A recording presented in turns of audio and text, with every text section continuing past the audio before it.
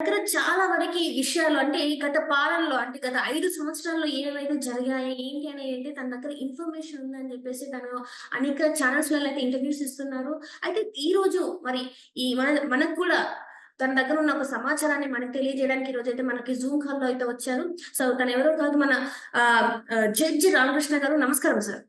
Sir ఇప్పుడు చూస్తున్నట్టయితే 2 తెలుగు రాష్ట్రాలలో ఒకే ఒక టాపిక్ చాలా హాట్ టాపిక్‌గా ఉంది. విజయసాయి రెడ్డి ఇంకా శాంతి టాపిక్ అయితే చాలా అంటే ఒక అన్ని ఛానెల్స్‌లలో చాలా వరకు వస్తుంది. వాళ్ళు కూడా ప్రెస్ మీట్‌లు పెట్టి మరీ మాట్లాడుతున్నారు. అసలు ఈ విజయసాయి రెడ్డి, శాంతి కథ అసలు ఏంటంటారు? మీరు చెప్పారు. మీ దగ్గర కొన్ని సాక్ష్యాలున్నాయి అని జెప్పేసి అంటే కొంత ఇన్ఫర్మేషన్ ఉందని జెప్పేసి అయితే మీరు చెప్తున్నారు.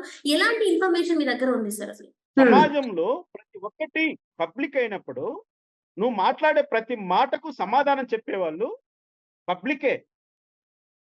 అది నీ హ్మ్. ఇంటి వ్యవహారం కాదు. మీ 4 గోడల మధ్య వ్యవహారం కాదు. 4 గోడల మధ్య నుంచి బయటొచ్చింది. ఇక్కడ రైట్. అందరూ అడగొచ్చు. ఏమందరూ పతివ్రతలా? అందరూ గూడా పతీతలా? అని చాలా మంది నాకు ఫోన్లు చేసి కొంతమంది అడిగారు. హ్మ్. హ్మ్. నేను ఒకటే సమాధానం చెప్పాను. నువ్వు పతివ్రత గాదు, నేను పతివ్రత కాదు అని అనుకున్నంత వరకు ఓకే. కానీ ఒక్కసారి మనము పబ్లిక్ రిప్రజెంటేటివ్‌గా ఉన్నప్పుడు, మన విషయం ప్రజల్లోకొచ్చినప్పుడు, హ్మ్. మనము దానికి వివరణ ఇచ్చుకోవాలి. దాని నుంచి నిర్దోషిత్వాన్ని మనము పొందాలి. రైట్. అది పక్కన పడేసి, మనం ఇష్టం వచ్చినట్లు మాట్లాడడం ఎంతవరకు సమంజసము? హ్మ్. ఇది ఇష్యూ మేడం ఇక్కడ. ఇక్కడ కావాల్సింది ఈ యొక్క ఎపిసోడ్‌లో ప్రజలు గాని, మీడియా గాని, ప్రభుత్వం గాని పట్టించుకోవాల్సింది అవినీతి గురించే. రైట్. కానీ వారం రోజులవుతోంది. వారం రోజులవుతోంది. ఎండోమెంట్ కమిషనర్ నుంచి ఒక్క వివరణ రాలేదు. అవును సార్. అసలు ఆ ₹1,00,00,000 బ్యాగులన్నవి విశాఖపట్నం నుంచి హైదరాబాద్ వరకు ట్రావెల్ అవుతుంటే అంత క్యాషు ఎక్కడ కూడా ఎవరు కూడా చెక్ చేయని చూడలేదు. పరిస్థితి. హ్మ్.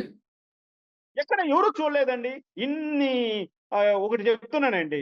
విశాఖపట్నం నుంచి హైదరాబాద్‌కు గంజాయి సప్లై అవుతోందని హ్మ్. ప్రతి చోట చెక్ పోస్ట్‌లు ఉన్నాయా లేదండి? హ్మ్. ఏ చెక్ పోస్ట్‌లో ఎందుకు ఈ కారు ఆపలేదు? రైట్. ఎందుకు ఆపలేదు? హ్మ్. ఎందుకు ఆ బ్యాగులు జిప్ ఇప్పి చూడలేదు? అన్ని నోట్ల కట్లతో ఎళ్తున్నటువంటి బ్యాగ్‌ని. రైట్.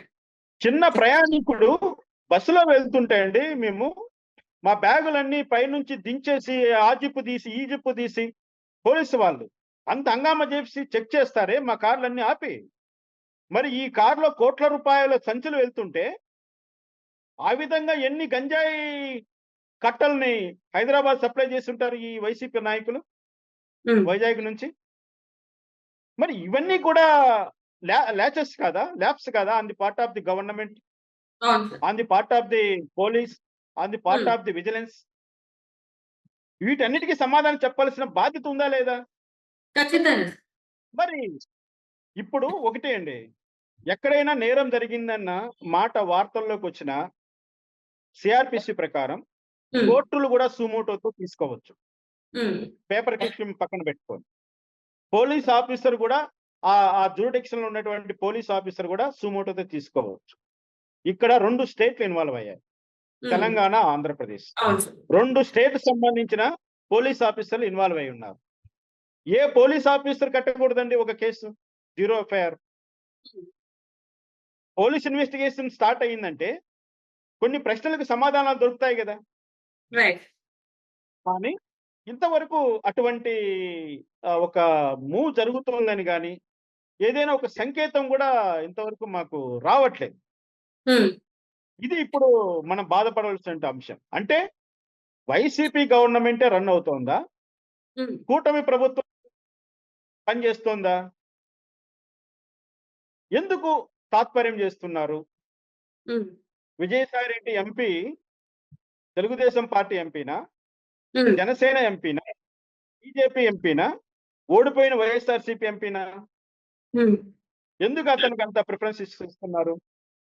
రైట్. ఎందుకు ఈ విషయాన్ని అవినీతి కోణంలో విచారణ చేయట్లేదు? హ్మ్. ఇవన్నీ ప్రజలకు తెలియాలి గదండీ! ఖచ్చితంగా సార్.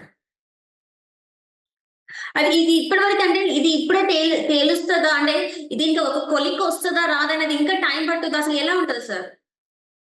ఈ కథకి అసలు ముగింపు అనేది ఉంటదంటారా? ఉండదంటారా అసలు?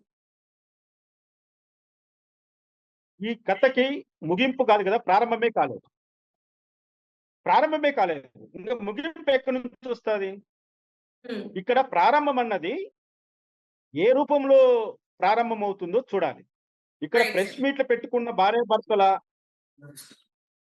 ప్రెస్ మీట్ హ్మ్. పెట్టుకున్న భార్యాభర్తలా?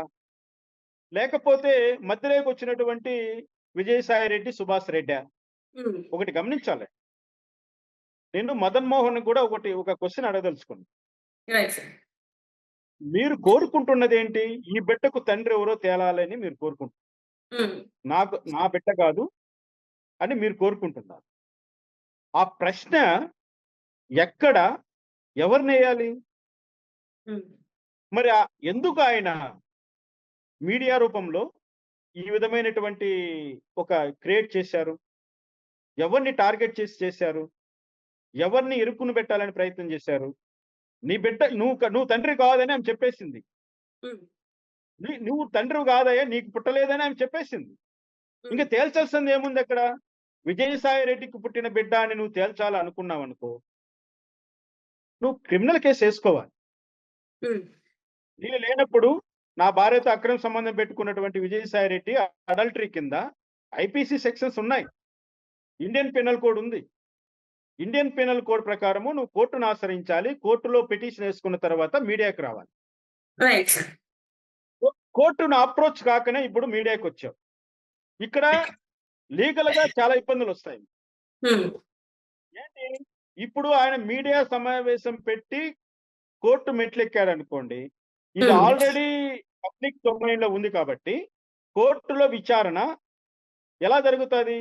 అది చట్ట ప్రకారము ఒక నిష్పక్షపాతంగా జరగడానికి, ఇన్‌ఫ్లూయెన్స్ మైండ్స్ లేకుండా జరగడానికి అవకాశం లేకుండా పోయింది.